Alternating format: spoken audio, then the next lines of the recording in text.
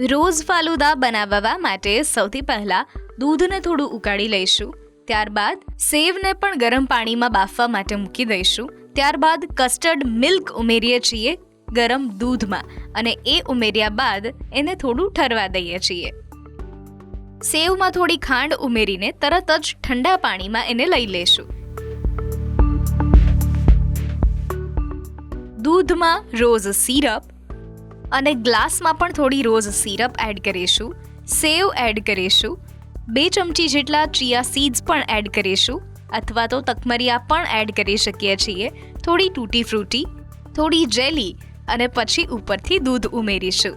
દૂધ ઉમેર્યા બાદ ઉપરથી ફરી ગાર્નિશિંગ સિરપથી કરીશું અને સાથે આઈસ્ક્રીમ પણ એડ કરીશું. તો તૈયાર છે આપણો રોઝ ફાલુદા.